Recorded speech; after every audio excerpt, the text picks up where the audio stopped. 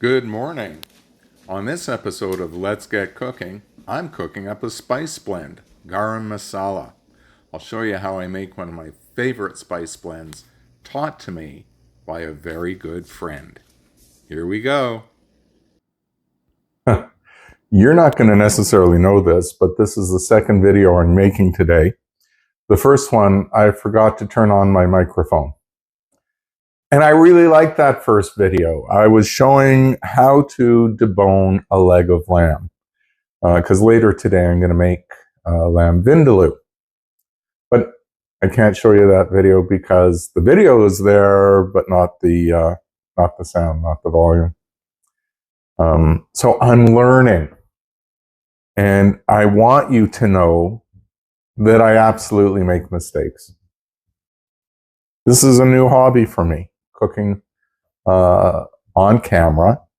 I like doing single take videos, just like for a good part of my life. I've been on radio and television a lot. It was always live to air, or what we call live to tape. There's no do-overs. So this is how I want to do my cooking show. Let's get cooking. At this point, in preparation for making the lamb vindaloo, I need more of the particular spice that's used in that East Indian dish. And the spice, how to explain this? I have to use what's called Garam Masala. Garam Masala, in and of itself, is not a spice.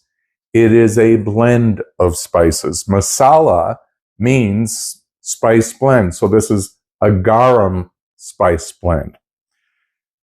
The other thing you have to know about these spice blends is that there's variability. So you can see a recipe for this or any other particular spice blend, but it's not the recipe for that blend. So you get to experiment. Just like I'm doing making these videos. Everything's an experiment. So every time I make garam masala, a garam spice blend, it's going to be somewhat different.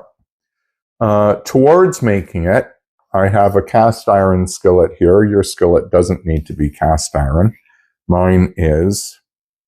This one brings back memories because this has been in my family since I was a kid. I stole it from my mother years before she passed because she wasn't using it. And I wanted to have it and make sure it stayed in the family. That's the beauty of cast iron. This stuff lasts forever. You don't wash this. You don't scrub it. You just kind of rinse it out when you're finished with it so that you don't lose the patina that builds on top. That patina helps create an almost non-stick coating. But you have to use and reuse your cast iron pan to develop that. When you start, you have to go through a process of putting oil on, literally burning the oil off. And when I say put oil on, it is the lightest wipe.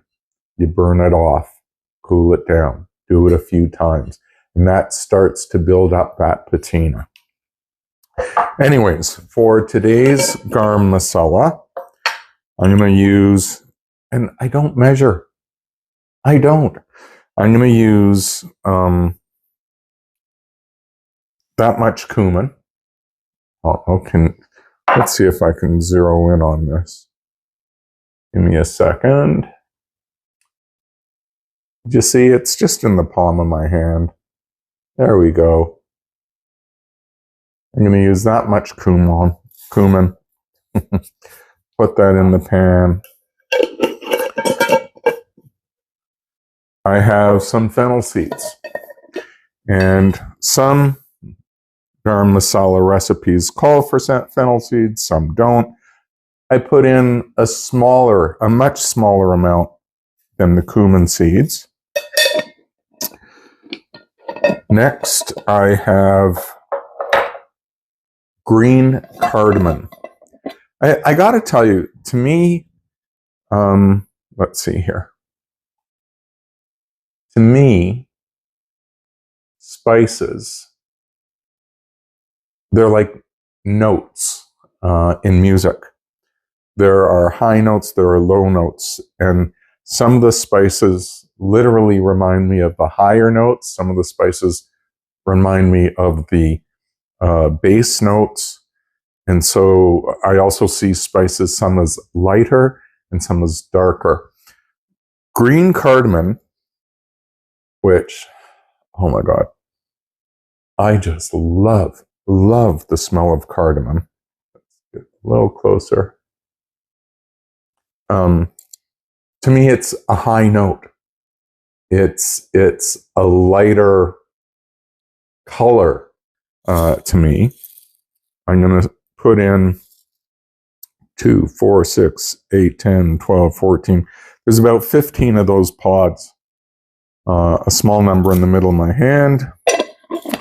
But for garam masala, to me, it is a base flavor. It is a darker flavor. And what really adds to that darker flavor is black cardamom. And so I use a slightly larger amount of black cardamom to the green cardamom. And the pods of the black cardamom, say that 10 times fast. Let's see if I can zero in on this. Give me a sec. There we go. They're larger than the green cardamom pods.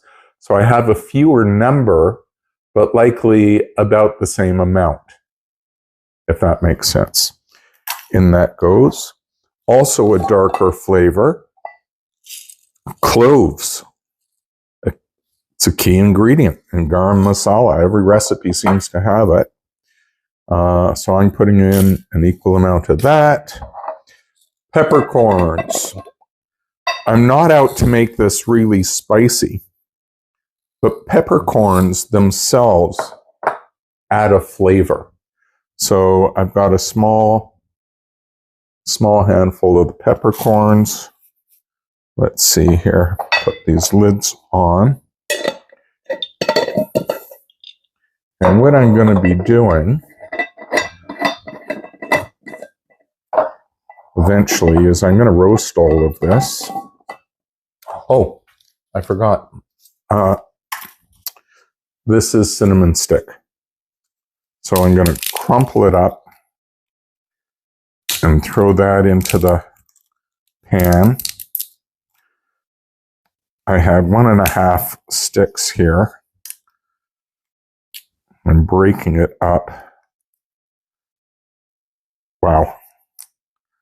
That's hard. Good enough.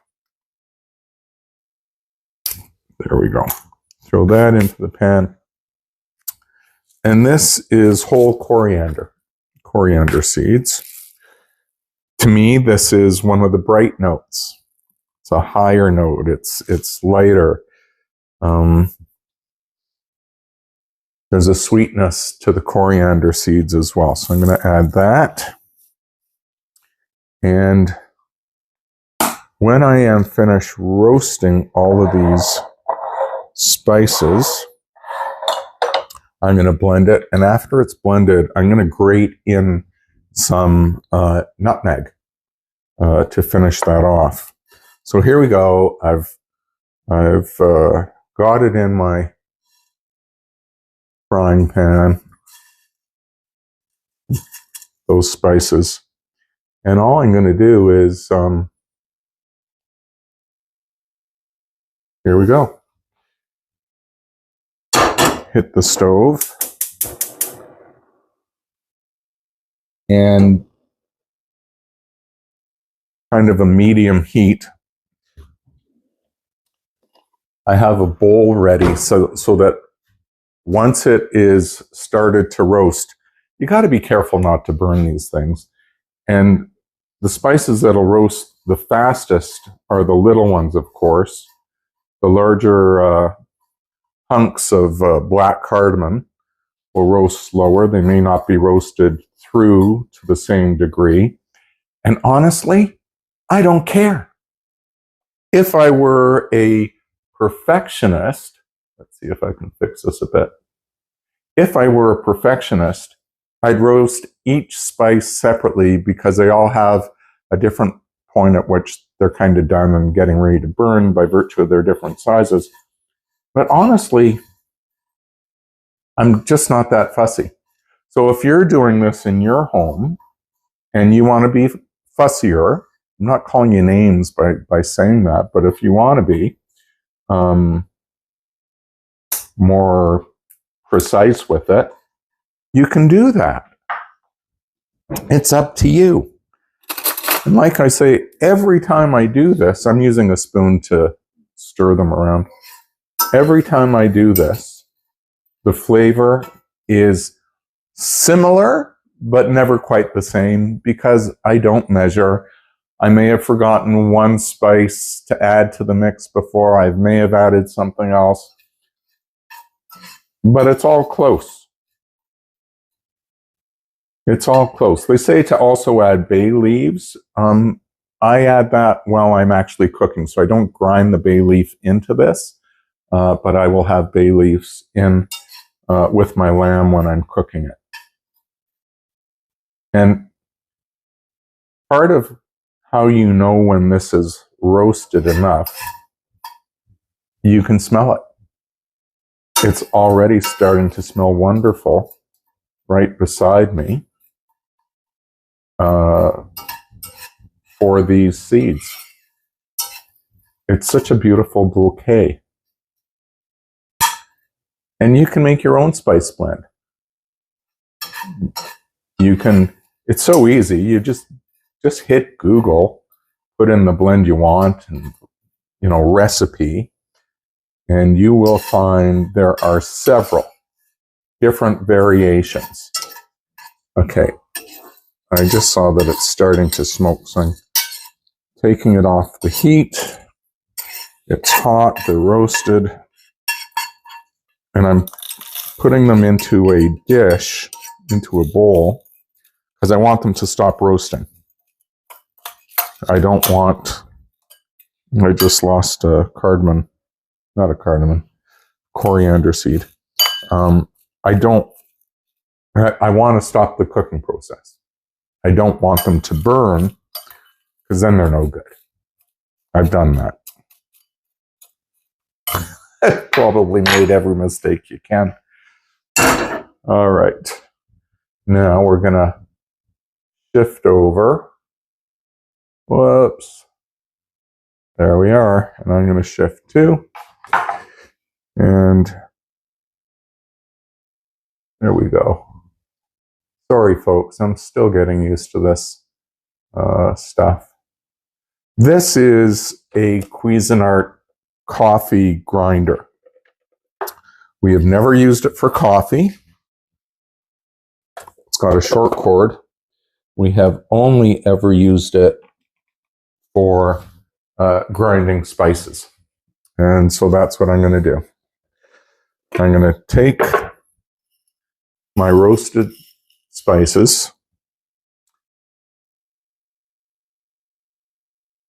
I'm going to put it into the bowl of the grinder.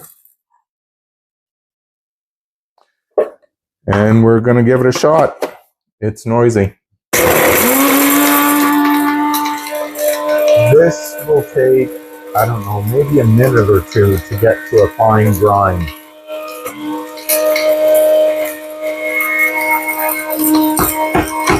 I tap it so that the spice comes from the lid down.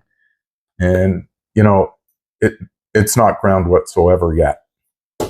It's getting there.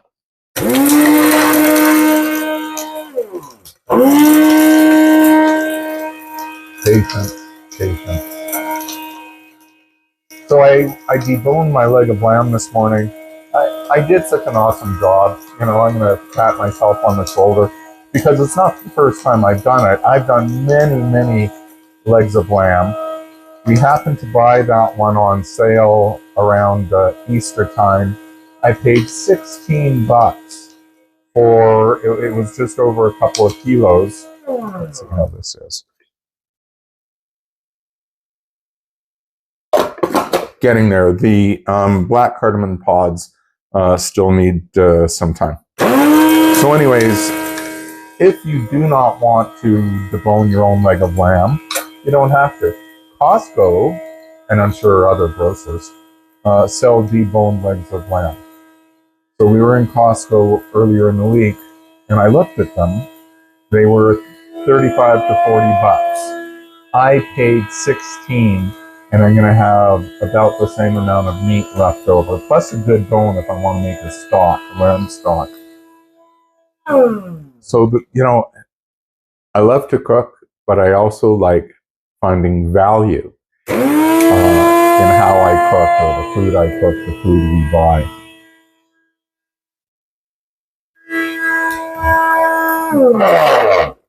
Let's see. That's pretty good, but there's still the husks from those big pods, so I'm still going to go some more. I'm kind of surprised that they aren't ground up yet. Maybe if I whiz it a bit.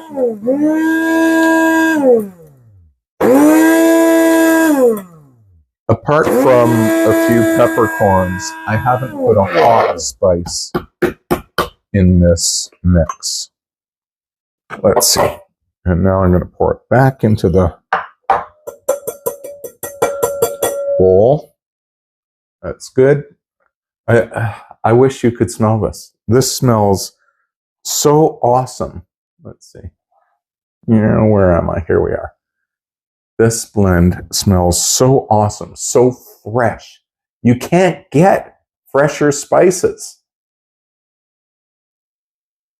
And let's see. I'm going to pull out some of the husks that are remaining. There isn't much, but you'll see at the end of this. Just a few husks from the large black cardamom pods. Inside are the seeds, and it's actually the seeds that give the flavor. So I don't care that I'm losing a few of the husks that haven't been ground to a pulp. And remember, I said I've got some nutmeg. There we go. I'm feeling around. Play with your food. My hands have been washed a million times. That's good. I haven't put hot pepper in this. I think I was saying that. Might have gotten distracted. When I make my spice blends, I don't put in hot pepper because not everyone likes their food, you know, spicy in that way. The way Arlene and I, we really do like it spicy. Our issue is, what? It's not spicy enough, because we like it hot. Anyways, I don't add that into the spice blend because I respect that some people don't like their food as hot as Arlene and I. So you can always add that after and adjust for whoever your guests are and who will ever be eating that meal. So now I'm grating in some nutmeg, which to me is also one of those darker flavors.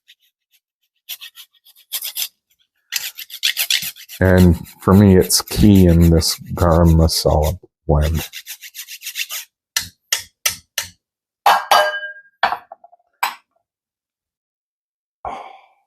It's heavenly. I have some other garam masala here that I made a while back, which is just as good, but I was worried that I wouldn't have enough for the lamb vindaloo that I'm making later today. So I poured it into the currant stuff. There's a husk. And I'm mixing it all together. And I guarantee you that the one I just poured in doesn't have quite the same flavor profile as the one I just made. And then together, it's going to be yet a third flavor profile because of the combination. But it's still garam masala because the key ingredients are all there for this spice blend. But like I said, every time when you make it your own, it's going to be slightly different. You know, if you buy it prepared, I think you'll find that it'll be pretty consistent, the same. Because those companies have to make things pretty consistent so that the flavor profile is familiar every time it's purchased. And that's okay. You know what you're getting. And there's great spice blends out there. No one has to go through what I'm going through in terms of making my own. It's just that I enjoy it. For me, it's part of the enjoyment of cooking. And by the way, my daughter-in-law, she's East Indian. And it's her mom, Anita, who taught me how to cook this way. So big shout out to Vanita. In Jewish, there is a name for your child's in-laws, machatunim. I don't know if there's a similar name in Hindi for the parents of the other kid to whom your child is married to, but in Jewish there is. So our machatunim, we get along with so well. We have such a warm and loving and caring relationship. And I just love that Vanita brings me into her kitchen and teaches me. So there we go. I have, that was a shout out to you, Vanita. I have this garam masala ready to make my lamb vindaloo this afternoon with the lamb that I deboned this morning, but cannot really show you because I forgot to turn on the microphone. I'm Gary Dierenfeld. I'm a retired social worker, and this is part of my pleasure, cooking and sharing it with you.